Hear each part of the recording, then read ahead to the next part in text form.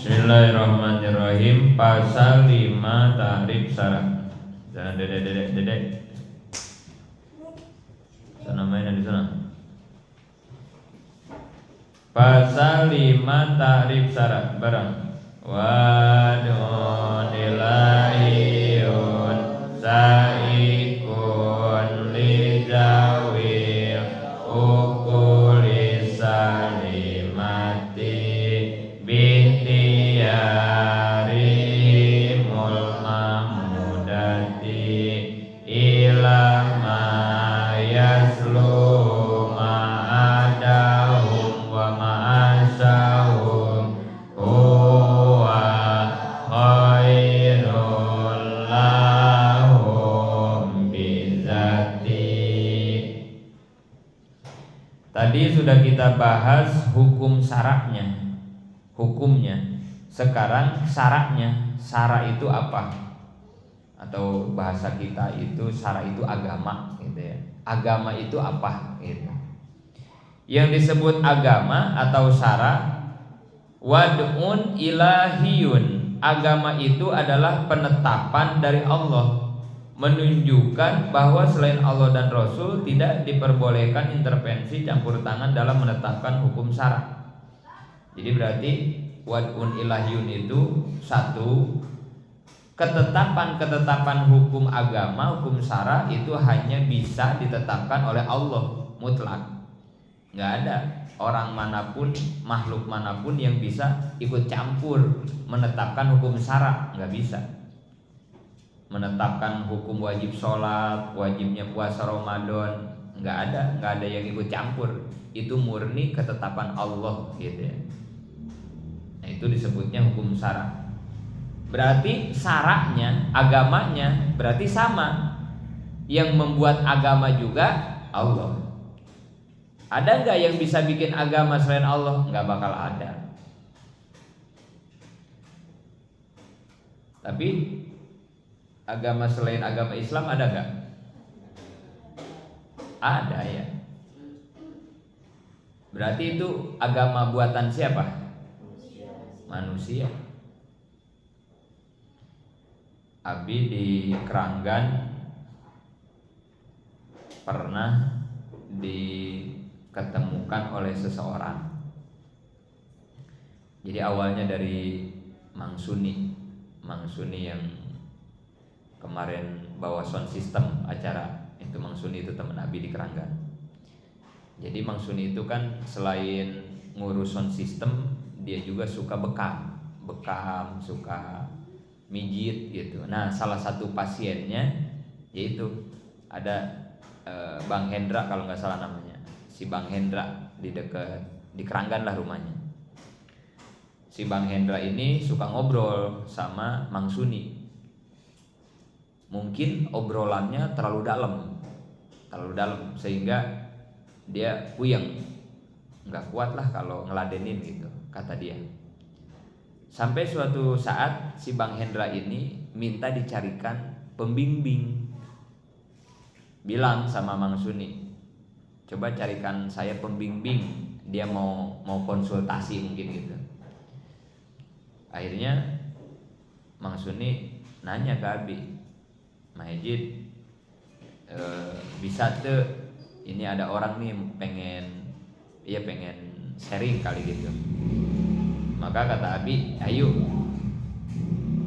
Ketemulah Abi sama orang itu di MHK di sana ya, di pesantren di Keranggan. Ngobrol tuh di kantor. Lama lah, hampir sejam lebih kayaknya. Jadi ternyata orang ini, si Bang Hendra, dia ini emang kayaknya basicnya ini orang pinter. Si Bang Hendra ini orang pinter, akademisi. Pokoknya orang pinter lah, orang ahli ilmu ya, akademisi kan begitu ya, akademisi. Ternyata selama 7 tahun dia mencari kebenaran agama selama 7 tahun. Dan ini salah satu penyakit ya, penyakit orang-orang yang suka filsafat yang tadi sudah disampaikan ya. Jadi salah satu orang filsafat, kan orang filsafat itu yang selalu pakai logika, pakai akal kan begitu ya. Sampai kejadiannya kayak begini nih, kayak si orang ini. Jadi dia mencari kebenaran agama sampai 7 tahun. Padahal dia dari keluarga muslim, dia juga awalnya muslim. Selama 7 tahun itu semua agama sama dia dicobain.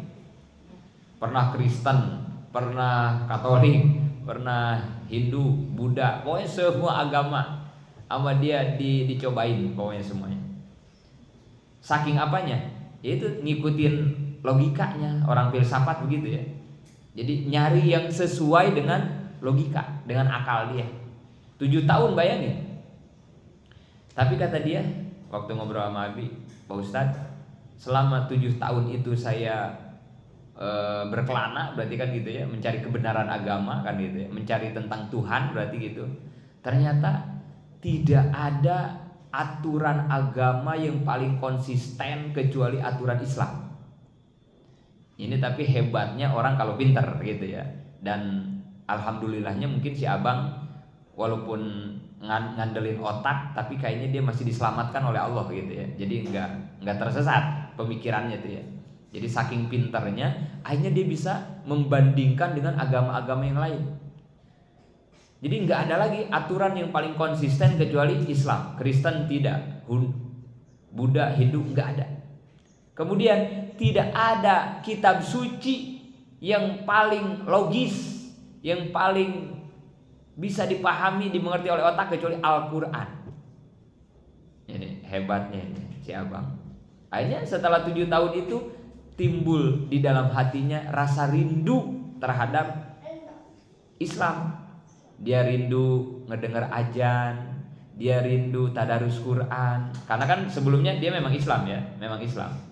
Jadi gara-gara petualangannya 7 tahun itu malah berarti kan menguatkan keimanan ya. Dia rindu berjamaah, pokoknya jadi hebat aja.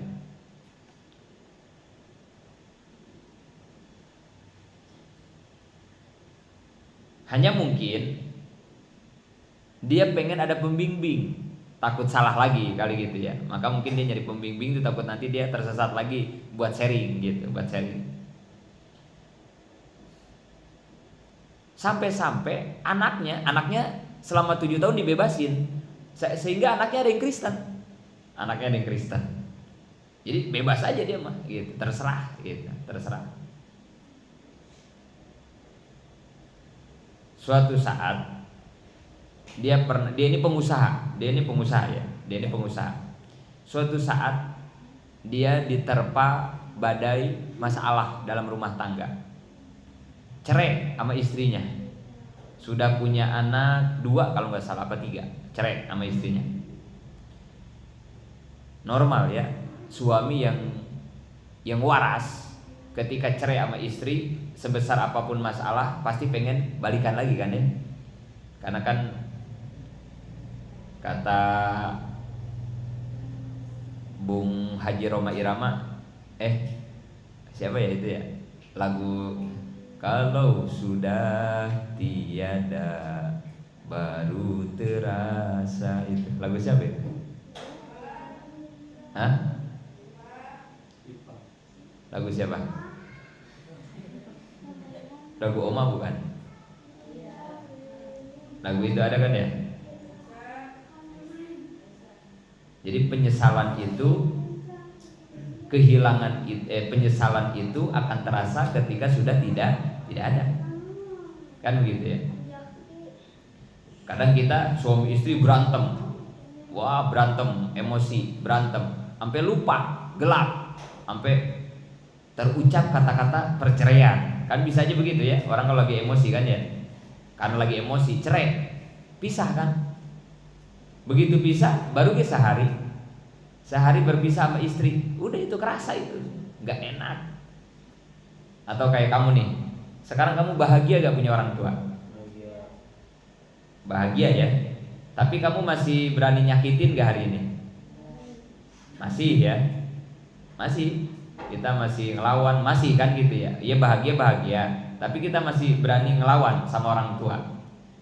Nanti begitu orang tua kamu meninggal, Itu dulu yang pernah kita lakukan meneteskan air matanya, yang pernah kita lakukan disuruh ke warung kita ngebentak nolak, itu nanti kerasanya pas udah meninggal orang tua.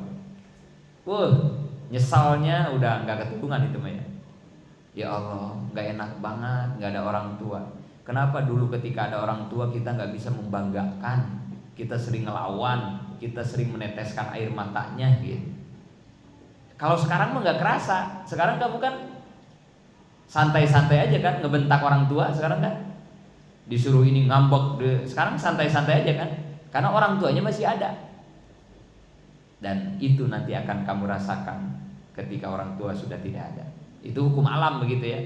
Tapi nauzubillah ya. Mudah-mudahan kalian jangan begitu lah. Mumpung orang tua masih ada, bahagiakan, banggakan. Buat orang tua kita selalu tersenyum. Jangan sampai ada satu tetes air mata pun yang jatuh karena gara-gara tidak bangga, tidak puas melihat kita sebagai anaknya ya. Nah si abang juga sama. Normal. Begitu cerai, udah hatinya hancur. Biasa sama bini kan begitu ya. Tiba-tiba bininya gak ada. Akhirnya apa yang dia lakukan? Tahajud 40 malam. Dia lakukan tirakat 40 malam. Berharap supaya apa? Supaya Allah mengembalikan lagi istrinya. Tapi apa yang terjadi? Selama tahajud 39 hari, istrinya belum balik-balik juga. Udah 39 hari nih, berarti kan tinggal 1 malam lagi ya. Udah 39 hari. Akhirnya apa? Ini saking pintar ya. Ini orang pintar. Akhirnya apa yang dia lakukan? Doanya diganti. Kalau kemarin mah dari hari pertama sampai hari 39 kekeh maksa ke Allah. Pokoknya istri saya harus kembali lagi ke saya. Karena menurut dia kebahagiaan adalah hanya dengan istri yang ini. Nah mungkin begitu ya. Jadi kekeh dia. Berarti kan dia sedang mendikte Tuhan. Disangka Tuhan gak bisa ngasih kebahagiaan dia tanpa dengan istri yang ini. Disangka dia gitu ya. Padahal Allah punya 1000 jalan membahagiakan kita tanpa istri yang ini kan gitu ya. Cuman sayang kita selalu mendikte Tuhan. Ya Allah kasih saya uang 10 juta. Disangka kita bahagia dengan 10 juta. Padahal buat Allah bikin bahagia hambanya punya 1000 cara buat Allah. Tapi kita ini konyol. Kita ini menyempitkan karunia Allah yang maha luas. Kesalahan kita tuh di situ. Kita terlalu berani mendikte Tuhan. Pokoknya harus dengan 10 juta kebahagiaan saya mah ya Allah. Akhirnya segala cara ia lakukan mengejar 10 juta.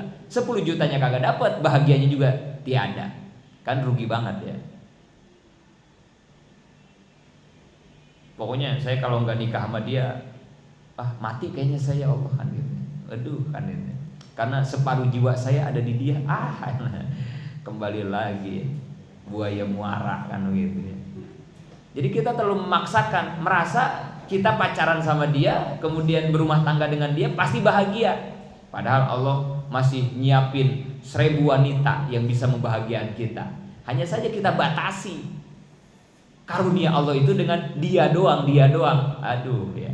Tanpa dia hidupku hampa. Udah buaya muara lagi pokoknya ini. Si abang udah 39 hari dirubah doanya. Apa doanya? Ya Allah, jika memang istriku tidak engkau kehendaki kembali lagi kepadaku, maka cabut rasa keinginan di dalam hatiku untuk dia supaya kembali lagi kepada saya. Jadi dibalik doanya ya. Kalau kemarin mah, ya Allah kembalikan istriku kepadaku. Karena 39 kagak diijabah, 39 hari maka doanya diganti. Ya udah ya Allah, kalau memang istriku tidak akan dikembalikan kepadaku, cabut saja rasa ingin di dalam hatiku agar istriku kembali. Hilangkan saja rasa itu. Kan gampang buat Allah mah ya. Apa yang terjadi? Enggak lama setelah 40 hari tahajud itu doanya dikabul. Dengan cara apa? Allah datangkan wanita yang lebih cantik, yang lebih segala-galanya, orang Belanda. Umurnya baru 22 tahun. Model, tinggi, mancung, putih, Belanda ya. Dibanding istri yang pertama lokal Indonesia, pendek, pesek dan segala macam kan gitu ya. Begitu cara Allah menyukupi kebutuhan kita, mengikuti keinginan kita. Banyak caranya. Sampai sekarang mualaf. Abi udah ketemu kemarin. Abi juga ngelihat istrinya, wah gitu ya. Ya manusiawi lah, Abi lelaki kan gitu. Tinggi, si abangnya pendek kayak Abi begini. Cuman si ya orang Belanda kan ya. Mana ada orang Belanda yang pendek, tinggi. Model perawan 22 tahun. Istri yang tua umurnya berapa? 40 tahunan. Lokal Indonesia. Pendek kan, pesek kan ya. Gara-gara apa? Gara-gara tadi doanya dirubah. Awalnya dikekang, kemudian sama dia dilepas. Kan gitu. Ya udah, kalau memang bukan milik saya, biarkan. Kan gitu. Apa? Mengalir. Dialirkan, mengalir. Udah dilepas, enggak dikekang. Karena Allah masih punya 1000 cara. Itu salah satunya perjalanan hidup dia. Kemudian dari perjalanan 7 tahun tadi mencari kebenaran agama dan tentang Tuhan, akhirnya hari ini dia beribadah itu, dia sholat itu sudah tidak mengharap apa-apa. Kata si abang nih, kerennya nih. Saya Pak Ustadz sholat udah bukan karena pengen surga, enggak. Masa bodoh saya nanti di akhirat dimasukin ke surga juga kagak apa-apa. Saya enggak butuh surga, kata dia. Saya juga udah enggak takut neraka Pak Ustadz. Terus abang ibadah karena apa? Karena rasa cinta saya kepada Allah. Bayangin, kalau di tasawuf berarti ini udah di level ketiga ya. Ikhlas level ketiga. Level paling bawah mubtadiin, level kedua abidin, level ketiga muhibbin, tinggal satu level lagi dia sampai kepada pangkat arifin. Luar biasa. Coba kita mau belum bisa ngerasain ya ibadah karena cinta ke Allah, belum kan ya? Kenapa kita mau ibadah? Ada surga. Kita segitu paling ya. Kelas-kelas kita hari ini begitu ibadah kan? Kenapa duhanya rajin? Ya ini lagi ada obyekan, biar lancar obyekan saya. Kan gitu ya. Kenapa baca waqiah? Utang udah banyak, katanya kalau baca waqiah utang saya lunas. Kan begitu kita mah ya. Masih rendah ikhlas kita mah ya. Yang belum punya jodoh tahajud tiap malam, kan itu ya. Yang pengen kawin ya, kita kan tahajud tiap malam puasa. Kenapa? Ya biar cepat dapat jodoh. Itu ikhlas kita. Atau kita pengen surga. Kenapa pakai kerudung nutup aurat? Takut masuk neraka, kan gitu ya. Itu ikhlas kita ya. Si abang udah lewat, tingkatan itu udah lewat. Semua yang ia lakukan karena dasar cintanya kepada Tuhan. Udah indah banget ya. Tinggal selepel lagi dia sampai ke tingkat arifin. Luar biasa. Kayak Siti Robiah ya, wali perempuan Robiah. Kalau aku ibadah karena ingin surgamu, maka tutup pintu surga bagiku ya Rob. Dan kalau aku ibadah karena takut nerakamu, masukkan aku pertama ke nerakamu ya Rob. Tapi kalau aku ibadah karena rasa cintaku kepadamu, jangan pernah hilang dirimu dari hatiku ya Rob. Siti Robiah. Gak peduli surga, gak peduli neraka, gak peduli utang lunas, gak peduli pengen jodoh. Semua yang kita lakukan totalitas semata-mata karena memang kita cinta kepada Allah. Wah, udah luar biasa ini Maya. Biarin sekarang teorinya dulu ya kita pahami. Nah, mudah-mudahan ntar pelan-pelan kualitas ibadah kita taikin pelan-pelan ya. Indah banget kalau udah begitu ya. Ya Allah. Udah nggak ada beban ya. Kayak kamu sama pacar, ya kan? Apa yang kamu lakukan demi pacar atas dasar apa coba? Cinta ya. Badannya perutnya buncit amat sih, gitu kata pacar kita kan ya gitu ya. Kalau sispek bagus tuh perutnya, gitu kan kata pacar kita kan. Maka pasti kita diet abis-abisan ya kan. Kalau pacar kita bilang begitu kan, kita pasti diet abis-abisan. Terus ketika kita diet, apakah kita tersiksa? Kan diet itu kagak enak ya. Makan ditaker, harus banyak makan buah sayuran, kan diet begitu ya. Tersiksa diet itu. Tapi kalau kita diet karena kekasih kita, tersiksa nggak dietnya? Wah, bangga. Kata teman kita, "Ngapa lu kagak makan nasi?" "Gua lagi diet." Bangga kita. Diet apaan sih? "Oh no, si doi, perut gua pengen six pack." Bangga kita ya. Tapi kalau sekarang tanpa ada yang nyuruh nih, yang badannya kayak Pani lah gitu ya, yang badannya kayak Pani gitu kan. Coba Pani sekarang tanpa ada latar belakang pacar yang nyuruh suruh diet, tersiksa, pasti tersiksa. Tapi kalau udah pacar, nah itu ya kuatnya energi cinta berarti kan gitu ya. Kita sekarang sholat enak gak? Kita sholat sekarang enak gak? Tersiksa kita sholat sekarang ya. Apalagi kalau imamnya Abi, sudahlah ya sudah. Makanya Abi nggak ngimamin taraweh kan gitu ya, takut pada stres jamaah kan gitu ya. Sudahlah ya sudahlah. Siapa komika stand up yang begitu ngomongnya? Iya sudahlah, siapa namanya? Kalau lagi stand up, kalau udah beres selesai ya ujungnya begitu ya. Ya sudahlah ya. Tersiksa ya. Kita sholat hari ini tersiksa ya. Kenapa kita sholat tersiksa? Nggak ada cinta, nggak ada cinta di hatinya. Kita benar-benar kayak Pani diet sekarang gitu, pasti tersiksa. Tapi kalau Pani dietnya karena sang kekasih, nggak ada tersiksa. Indah, nggak makan nasi itu nikmat kan gitu ya. Nyarapnya sepanan enak kan gitu ya. Mengurangi gorengan siap. Jangan makan yang pedas. Oke, kalau kekasih yang nyuruh. Tapi kalau diri sendiri, kayak sholat hari ini, tadarus. Tadi kita tadarus, emang enak? Enggak. Sumpah demi Allah enggak enak. Tadarus tadi enggak enak. Pengen shodaqallahul azim, pengen Abi Allahumma arhamna bil Quran kan gitu ya. Enggak enak kita tadarus. Padahal tadarus itu kita sedang berdialog dengan Tuhan. Kita sedang bermukalamah, sedang berbicara, sedang berbincang dengan Allah. Tapi nggak ada enak-enaknya ya. Ya Allah ya. Karena nggak ada energi cinta di hatinya. Ini ngaji, emang enak ini ngaji kan? Allahu Akbar, nggak enak banget ya. Duh. Apa kesan-kesan santri yang paling indah di pesantren? Ketika guru berkata, wallahu a'lam bishawab.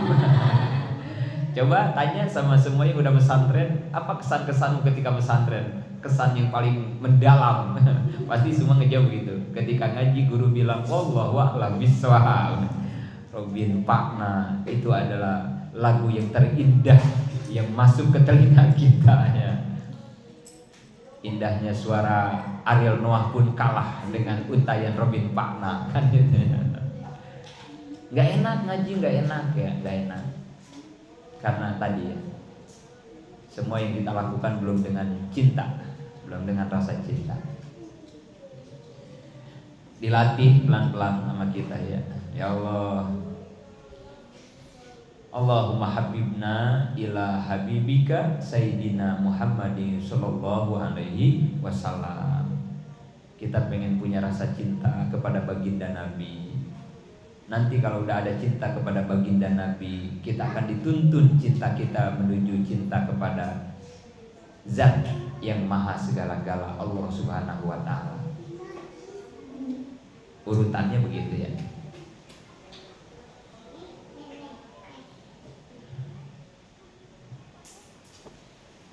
Jadi si Bang Hendra itu keren. Kalau kata Abi keren.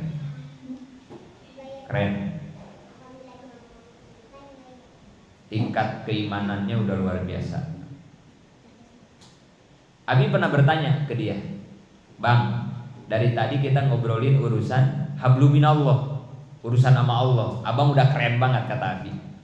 Tapi bang, hidup itu nggak hanya hablum minallah, ada hablum minannas, ya kan? Hidup kita itu kan nggak lepas dari dua kan, hablum minallah, hablum minannas. Urusan sama Allah harus rapi, urusan sesama manusia juga harus rapi. Sampai ada salah satu kisah, ada ulama, ahli ilmu, ahli ibadah, ahli ilmu, ahli ibadah, ulama besar. Suatu hari dia didatangi seorang malaikat, yang mana malaikat itu yang punya catatan hamba-hamba kekasih Allah. Dia punya buku, yang mana di buku itu ada catatan hamba-hamba kekasih Allah. Si ulama ini kan udah pede, saya ahli ibadah, saya ahli ilmu, ulama besar, pasti nama saya ada di situ. Akhirnya kata si ulama, coba malaikat lihat, namaku ada di urutan keberapa. Dilihat dari urutan yang paling bawah, paling atas, nggak ada namamu. Mungkin kalau terlalu atas saya belum pantas. Kayaknya di tengah-tengah ada, kayaknya nama saya di kelompok tengah-tengah. Dilihat di tengah-tengah, nggak ada. Wah, dia mulai ngedon. Waduh. Ya udah dah, kesempatan terakhir. Di kelompok terakhir, kayaknya nama saya pasti ada di situ. Karena saya ahli ibadah, tahajud tiap malam, puasa setiap hari, ngewirid ribuan, murid banyak, ngarangkin. Wah, udah keren ini ulama. Kayaknya pasti ada di urutan terakhir. Dicari sama malaikat, dibulak-balik, gak ada. Di urutan terakhir juga gak ada. Nangis sejadi-jadinya itu ulama. Lalu sia-sia dong ibadahku, ilmuku selama ini.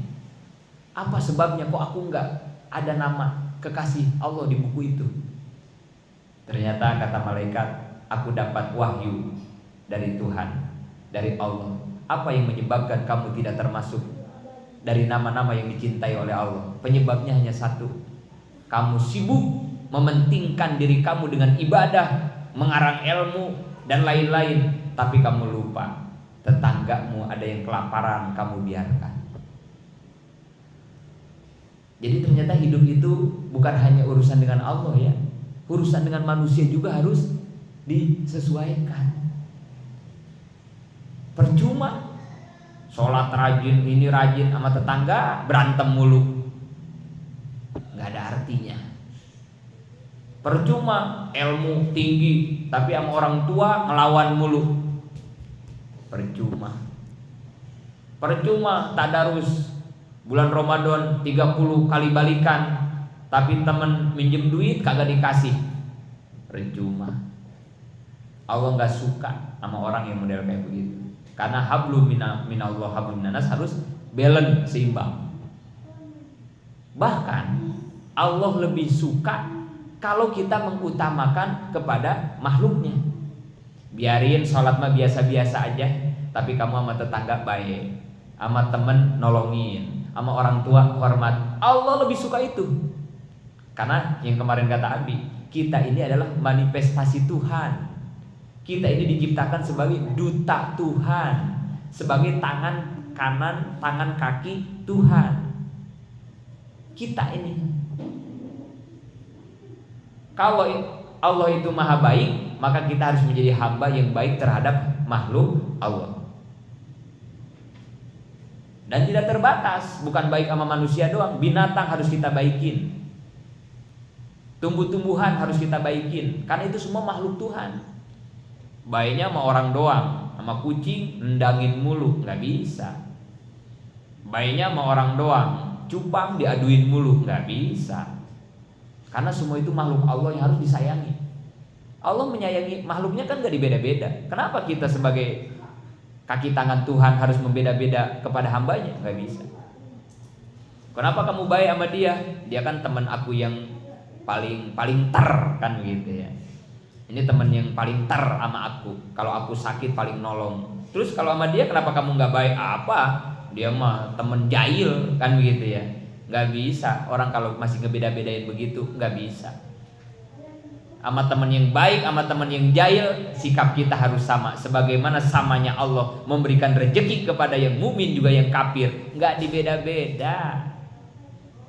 Kalau Allah jahat, ini orang-orang kafir Gua kasih napas tapi napasnya Senin Kemis misalnya kan gitu ya. Kalau Allah jahat, kalau Allah dendam sama orang kafir, coba gimana nggak kesel kita kan ya. Semua fasilitas Allah berikan, Allah cuma minta elu beriman sama gua. Tiba-tiba orang kafir kan kagak beriman ya. Kalau model kayak kita kan gedeg. Kan gitu kita mah ya. Tapi Allah dengan Al-Karimnya tidak begitu. Walaupun ini kafir, ini muslim, napasnya sama, dibikin enak kayak kita, nggak dibedain. Kali dia Senin Kamis, nggak begitu kan ya? Yang kafir enak kayak kita juga yang beriman enak. Itulah Al-Karim, itulah orang yang baik sebenarnya. Sama temen yang baik mau nolong, kira namanya temen yang jahil, gedeg. Bukan Al-Karim begitu mah. Gak boleh dibeda-bedain begitu. Ini teori yang mudah diucapin ya. Abi juga sama lah, belum bisa mempraktekkan. Tapi paling enggak kalau teorinya udah dipahami, pelan-pelan kita rubah. Kita ingin menjadi manifestasi Tuhan. Kita ingin menjadi kaki tangan Tuhan. Dan nantinya kita ingin menjadi kekasih Tuhan. Harus begitu dulu. Belajarnya, prosesnya kan. Abang nanya, abang jadinya. Abi nanya sama si Bang Hendra. Kok jadi abang ya? Abi nanya tuh, Bang, kita secara ngobrolin hablum minallah udah keren. Nah sekarang saya mau nanya, karena hidup nggak lepas dari hablum minallah. Urusan abang dengan sesama manusia bagaimana? Kata Abi begitu. Apa jawaban si Bang Hendra? Pak Ustadz, sepertinya urusan saya dengan sesama hak adami sudah selesai. Bayangin jawabannya ya, sudah selesai. Abi ngaget. Ya takut salah maksudnya ya. Maksud selesai itu gimana gitu ya. Apa dia fokus ke Allah doang, akhirnya sama orang-orang mah nggak peduli, takutnya begitu. Maksudnya selesai gimana Bang? Saya Pak Ustadz, kalau ada karyawan saya kasbon, dia kan bos. Ada karyawan yang kasbon minjem duit, nggak dikasih sama saya. Kata Abi dalam hati, pelit dong lu kan gitu ya. Dalam hati. Ternyata nggak dikasih itu bukan nggak dikasih minjem, tapi nggak boleh minjem. Saya selalu bilang sama karyawan saya, kamu jangan minjem, ini adalah rezeki milik kamu, pakai. Masya Allah, pantesan dia bilang sudah selesai. Ternyata begitu. Nggak ada pinjem-pinjem sama dia mah. Butuh, ambil, pakai, nggak usah diganti. Karena ini adalah milik kamu, kata dia. Bukan milik saya. Ada lagi yang lebih hebat lagi. Ada orang make mobil dia mobilnya ada 15 kalau nggak salah. Orang kaya, rumahnya banyak, mobilnya banyak pokoknya. Ada orang minjem mobil dia. Beres minjem mobil, kan dibalikin tuh sama si abang. Ngomong, yang minjem mobil deh, Bang, bos mungkin lah kalau ke dia gitu ya, bos, mobil enak banget ya dipakainya, gitu, nyeletuk lah biasa basa-basi gitu ya, mobil enak banget dipakainya. Kata si Bang Hendra, yang benar, iya benar, saya baru pakai mobil seenak ini. Yang pengen kan mobil ini, atuh bos, siapa yang kagak mau mobil enak begini, gitu doang. Dia langsung masuk ke kamar, ke rumahnya, ngambil BPKB, dikasihin sama BPKB-nya, bawa. Seringan itu ngasih mobil mewah sama orang, cuman gara-gara orangnya bilang enak mobil ini, dikasihin sama dia. Pantesan dia bilang sudah selesai. Ya Allah, kata Abi, Masya Allah. Dan apa kata dia? Pak Ustadz, kalau kita pengen dikasih kejutan sama Allah, dikasih surprise sama Allah, maka kita pun harus biasa dong memberikan kejutan kepada hamba-hamba Allah. Sodako 1 juta mah biasa Pak Ustadz. Nolongin orang ngasih 10.000 mah receh, biasa itu makanya ya wajar ya kita sodako. Tapi kalau kita ngasih mobil sama orang, biasa apa luar biasa? Luar biasa. Kuarikulil adat kan? Bukan kejadian adat kan ya? Jarang orang ngasih mobil kan ya? Ngasih motor juga jarang ya, apalagi ngasih mobil. Maka ketika kita membiasakan memberikan sesuatu kejutan kepada hamba Allah, maka pasti nanti Allah bakal sering-sering ngasih kejutan kepada kita. Abi diceramain sama dia. Iya benar Pak. Benar. Saya nggak pernah nyari kerjaan Pak Ustadz, kata dia. Kerjaan yang nyari saya. Luar biasa. Ya pasti orang begitu mah ya. Dan yang lebih kerennya lagi apa? Saya nggak pernah punya saldo. Nggak pernah punya saldo siapa? Di rekening saya nggak pernah saldo. Apalagi sampai besok nyimpen, nggak ada dia. Apa rezeki yang saya dapat hari ini semuanya harus habis, harus nol. Karena buat saya ya secukupnya saya. Kalau saya dengan keluarga butuh sehari 1 juta, berarti milik rezeki saya 1 juta dong. Udah ambil aja 1 juta. Kalau sehari saya dapat 100 juta, berarti sisanya harus diberikan kepada orang yang membutuhkan, karena itu bukan milik saya.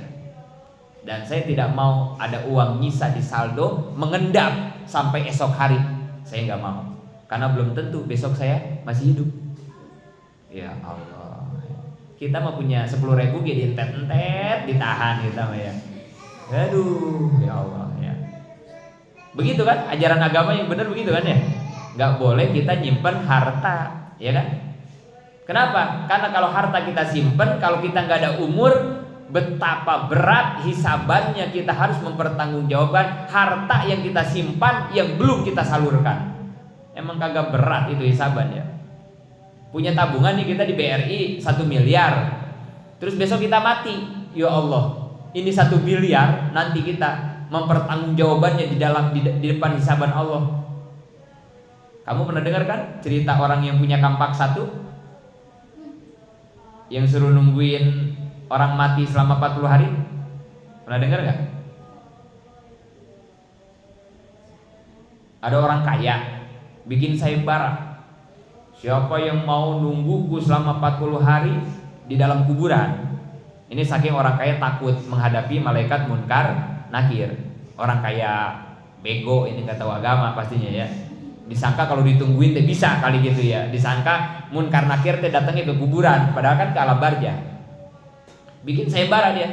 Siapa yang mau nemeniku 40 hari di kuburan, maka setengah dari kekayaanku untuk kamu. Orang gila mana yang mau? Ya. Orang gila mana yang mau nungguin mayat di kuburan 40 hari kan? Orang waras orang gila waras dulu kan gitu ya. Enggak bakal ada yang mau lah. Kecuali siapa yang mau? Orang-orang yang udah nekat, orang-orang yang udah panik, orang-orang yang udah kalut, orang-orang yang udah gelap matanya. Gelap karena apa hidup? Salah satu faktor gelap dalam kehidupan adalah ekonomi. Akhirnya ada satu orang yang nyanggupin, ya ini orang yang udah panik, yang kerjaannya tukang ngebelahin kayu. Yang miskinnya, yang kata Abi, miskin masih mending, pukoro masih mending, dia bukan pukoro, pukere. Nah ini yang udah parah. Udah bukan fakir miskin pukoro, dia udah pukere, udah parah dia. Yang buat makan hari ini aja bingung gitu ya. Anak banyak, bini ada. Gelap kan? Udah nekat. Ya udah, saya siap. Nah ini udah orang nekat makan ya. Gunung Kawi nggak apa-apa lah, yang penting utang gua lunas. Kan itu kalau orang nekat kan begitu ya. Pinjol, judol, gua kerjain semua, yang penting gua punya duit. Nah ini orang gelap kan begitu ya. Dia ini nyanggupin, saya siap. Ya udah, deal, tanda tangan di atas materai. Pokoknya kalau kamu lulus 40 hari, setengah kekayaan orang kaya ini buat kamu. Oke. Hari pertama diam di kuburan. Datang bener tuh malaikat munkar nakir datang. Dikirain mau nanya si mayatnya itu ya. Yang ditanya malah dia itu yang nungguin. Ngapain kamu di sini katanya? Saya nungguin ini nih orang kaya mati katanya gitu. Ngapain nungguin orang kaya mati? Iya ada sayembara katanya, kalau saya kuat 40 hari saya dikasih kekayaannya setengah. Oh, buat apa itu kekayaan sebanyak itu nanti? Ya buat menafkahi keluarga saya lah. Emang sekarang kamu gak punya harta? Punya. Mana? Nih satu-satunya kampak harta yang dia punya, kampak doang. Satu-satunya kampak. Emang kerjaannya tukang ngebelain kayu di hutan. Itu dia ngikut ke orang. Oh kamu punya kekayaan? Iya. Apa? Kampak. Satu-satunya dari dulu sampai sekarang. Dari mulai nikah, dari bujang kayaknya mah ya. Nah, pukere disebutnya juga ya. Udah bukan pukoro, bukan miskin ya. Mulai malaikat munkar nakir melakukan proses verbal. Diproses, ditanya, diinterogasi. Dari mana kamu punya kampak? Nah, Ya dulu saya kerja serabutan di pasar, menggulin ini itu, ngumpulin duit, dapat duit seharga kampak. Saya kerja di pasar capek, akhirnya udah saya mau belahin kayu aja, uang itu saya beliin kampak. Cuman kampaknya juga kebeli, kampaknya doang, gagangnya makan enggak ya, kampaknya doang. Pertanyaan kedua, ini gagangnya dari mana? Ambil di hutan, nyari. Kamu tahu pemilik kayu itu yang kayunya kamu jadiin gagang kampak? Enggak tahu, atuh namanya juga di hutan. Udah kagak kepake kayunya, malaikat. Kata siapa? Kagak dipake. Gimana kalau yang punya kayu hutan itu nggak ridho dengan kayu yang kamu ambil itu? Ya kagak tahu atulah. Kata dia, nggak tahu.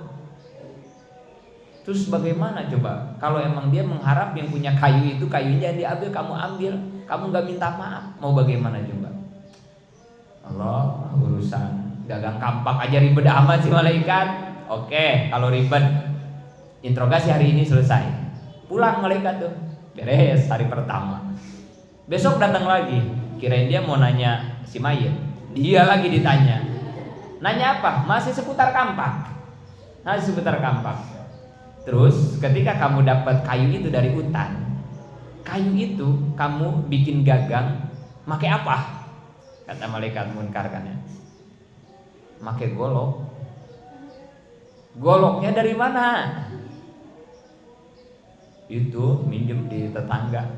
Cara kamu minjem bagaimana? Maksa apa? Wah pokoknya panjang dah.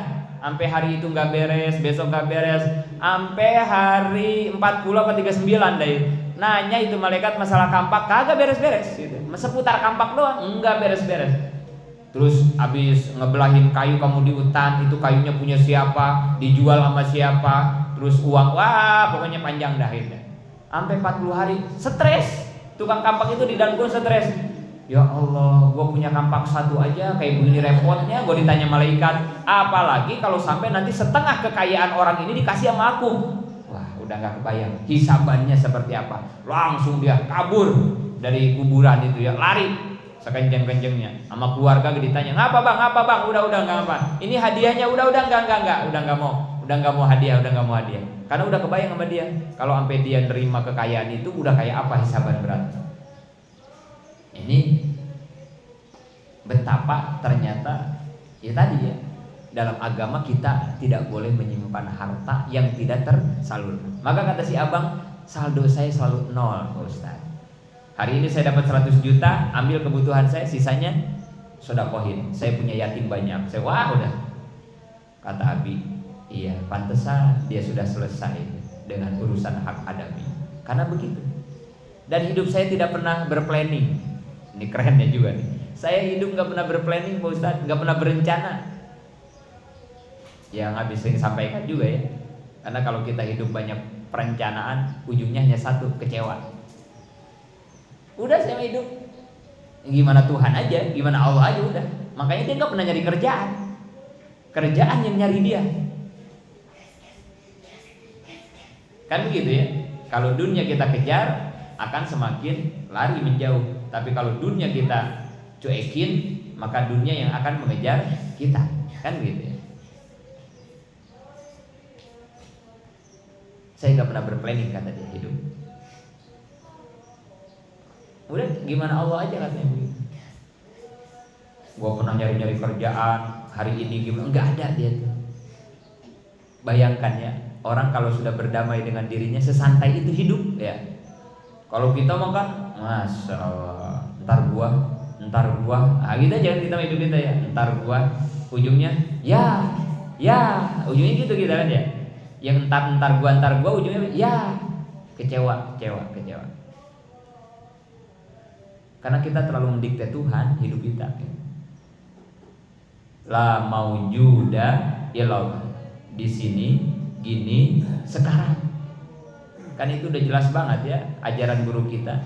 Ngapain sih mikirin besok mau apa? Mikirin besok mau apa? Pikirin mah hari ini. Kenapa orang suka ngebut-ngebut? Coba di jalan. Kenapa orang suka ngebut-ngebut? Sebabnya apa coba? Kalau bawa motor, bawa mobil suka ada yang ngebut-ngebut kan gitu ya. Sebabnya apa coba? Terlalu memikirkan yang belum kan begitu ya. Takut ini, takut terlambat, takut. Padahal belum tentu dia nyampe ke kantor.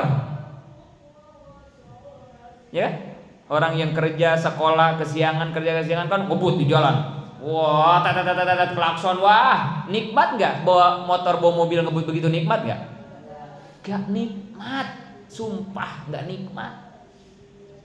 Kenapa dia begitu? Karena dia terlalu memikirkan yang belum terjadi. Takut lambat, takut salah, takut padahal tahu nyampe, tahu kagak ke kantornya. Bisa aja kan di tengah jalan dia malah tabrakan.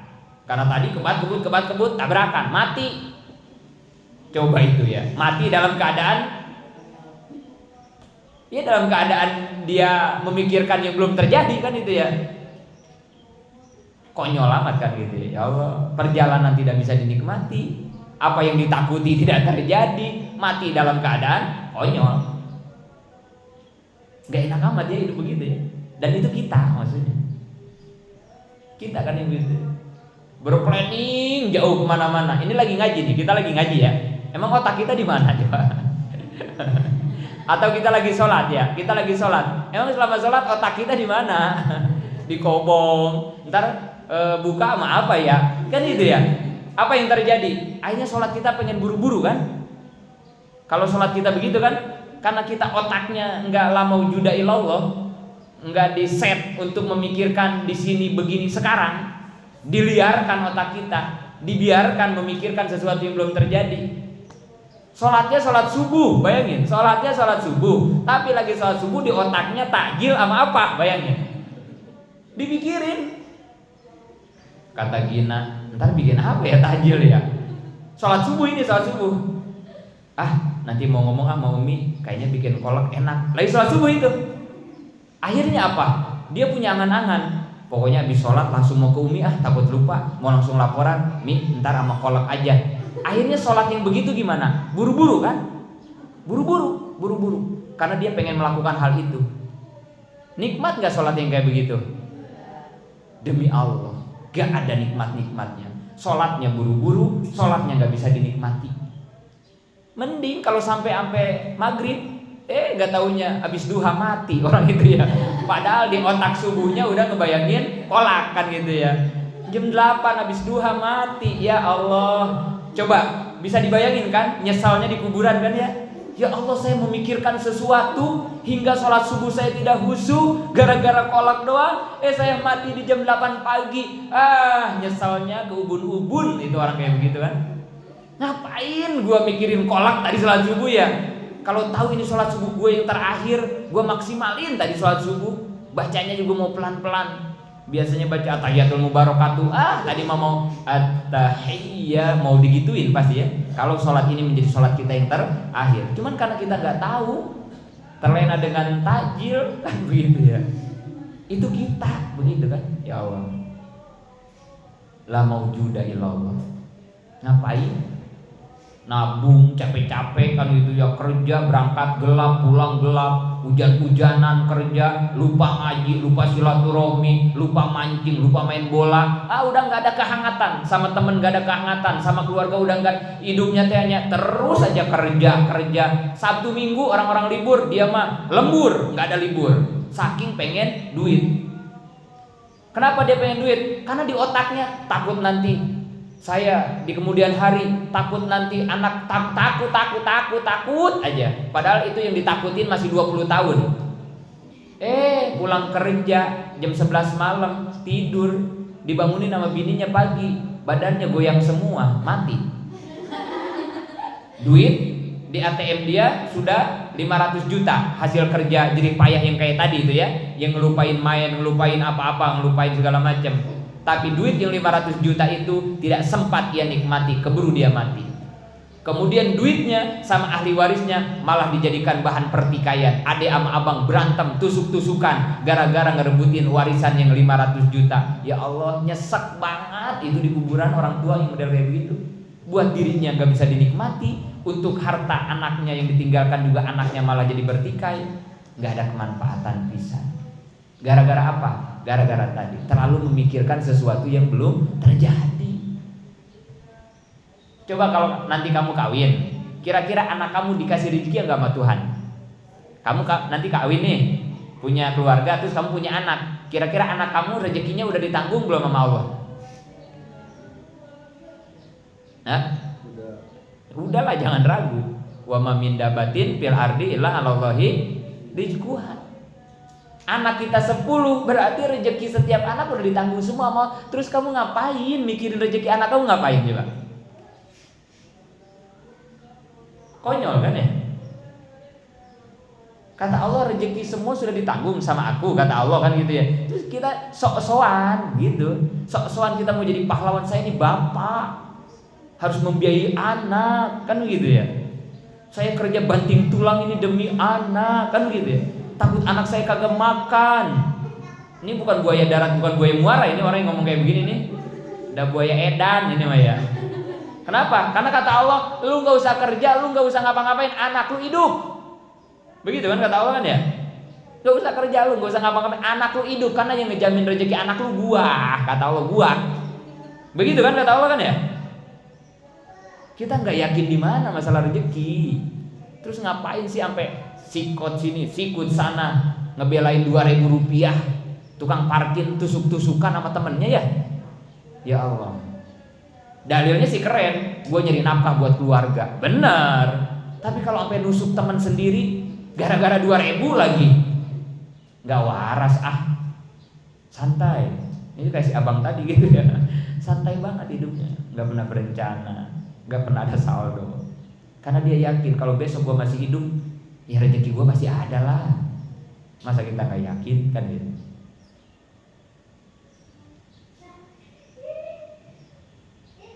Ya kayak Abi lah sama Umi ya.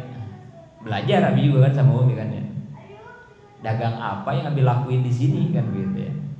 Pernah kamu ngelihat Abi keliling jualan somai kan gitu ya. Atau Abi jualan apa kan gitu ya. Atau Abi punya kambing, atau Abi enggak ada ya. Dari kamu datang sampai hari inilah seingat kamu gitu ya. Kita hidup bersama di Miftul Abidin. Kerjaan apa yang Abi lakukan?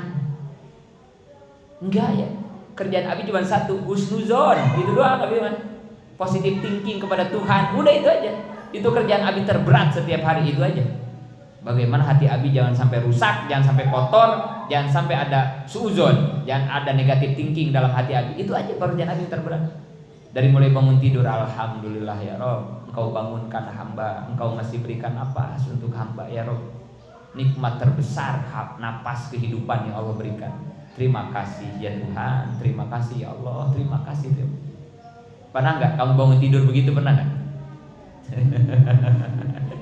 Emang kurang ajar kamu mah. Allah baik nggak sama kamu? Allah bisa nggak ketika kamu tidur nggak dihidupin lagi? Bisa nggak? Bisa banget. Begitu dibangunin teh badannya goyang semua. Kamu mati kaku, mati kamu. Buat Allah gampang begitu ya. Tapi kan enggak, Allah masih kasih kesempatan kamu napas, hidup, kamu dibangunin hidup. Tapi enggak ada terima kasihnya ya kamu ke Allah ya. Dibangunin teh, malah kesal kan kita ya. Ah teh, atuh bawa jam berapa teh? Kita malah begitu ya dibangunin ya. Boro-boro terima kasih kan itu ya. Padahal mah paling enggak ya, ketika dibangunin, misalnya sama Teh Gina, langsung pegang tangan Teh Gina, cium. Makasih teh. Iya kan? Iya bener ini Abi gak lagi ngomong ini. Maksudnya begitu bener kan? Abi dibangunin sama Umi misalnya, Bibi bangun Bi, langsung tarik tangan Umi, peluk, makasih Bi, Abi udah dibangunin. Syariatnya kalau nggak dibangunin sama Umi, iya kan? Nggak bangun kan? Kamu kalau nggak dibangunin sama pengurus, nggak bangun kan? Makasih, cium tangannya, makasih teh, makasih. Udah makasih sama yang ngebangunin, duduk. Tarik nafas. Alhamdulillah, terima kasih ya Rob. Engkau masih beri kesempatan nikmat hidup untuk hamba pagi hari. Terima kasih ya Rob, terima kasih. Terima kasihnya tidak dalam. Kayak kamu nih, biasa dikasih jajan sehari 5.000, tiba-tiba ada yang ngasih jajan 100.000, kan bahagia banget ya. Terima kasihnya beda ya. Makasih, kan gitu dalam makasihnya kan. Tapi kalau dikasih 5.000 mati ipah, nih kadang nggak makasih kan ya, karena udah biasa kan ya. Ya paling atau makasih juga, makasih teh, ya gitu doang kan. Terima kasihnya hambar kan. Tapi kalau 100.000, makasih teh ipah, ya Allah, begitu kan? Pernah nggak kamu berterima kasih begitu kepada Tuhan? Padahal bukan 100.000 saja yang Allah kasih nikmat ke kita, miliaran. Ya Allah, tapi kita masih kurang aja kan gitu ya. Selama ini kita merasa kurang kan gitu ya. Nggak ada syukur-syukurnya kita kepada Tuhan. Kurang, ngambek aja kita gitu ya. Kayak bocah, buka udah ada kolak, udah ada ini, udah ada, tetap aja ngambek. Karena kurang satu doang. Dia pengen jus kagak dibeli sama emaknya, kan gitu ya. Ngambek itu. Semua nikmat yang ada di meja hilang gara-gara satu keinginannya tidak dipenuhi sama Tuhan. Napas dikasih, penglihatan dikasih, sehat dikasih, masih bisa ngedenger kagak budeg, masih bisa ngelihat nggak buta. Cuman gara-gara kamu minta duit, minta misalnya dikasih jodoh, belum dikasih jodoh sama Tuhan, semua nikmat yang tadi hilang lenyap di hadapan meja makan yang telah Allah sediakan buat kamu. Konyol, bocah itu namanya kan. Begitu kan? Kita suka marah sama Tuhan begitu kan? Gini-gini amat sih, gitu kan gitu ya. Padahal nikmat yang udah, ya Allah, nggak kehitung nikmatnya Allah, tapi semua hilang gara-gara ego kita. Apa yang kita inginkan dipaksa harus terwujud, dan Allah tahu kalau itu diwujudkan jelek buat kita, makanya nggak diwujudin. Tapi kita nggak sadar, menganggap itu yang terbaik, dipaksa kudu ada. Ego namanya kan kalau begitu kan ya. Nggak kayak si abang tadi. Ya sudah, kalau memang itu istri nggak jadi kembali ke saya, cabut saja rasa ingin saya kembalinya itu istri. Nggak ego itu namanya ya, pasrah. Terserah engkau aja ya Allah. Kemarin 39 hari saya maksa, ya emang gak dikasih, berarti dia jelek kalau balik ke saya. Makanya doanya diganti, ya udah, biarin, pasrahin aja, lepas aja, gitu ya. Dan alhamdulillah buat kita ya, kalau kita suka dipertemukan dengan orang-orang hebat ya, bersyukur kalian kalau sama Allah dipertemukan dengan orang-orang hebat. Sedih hati kalau ketemu sama orang yang ngeluh mulu ya. Ya Allah, sedih kita ya. Ketemu teman ini ngeluh, ketemu ya, sedih kita. Jangan. Tapi ketika dipertemukan dengan orang-orang hebat, orang-orang luar biasa, ya banyak ilmu yang bisa kita dapat. Jadi kembali lagi ya, nggak ada yang bisa bikin agama.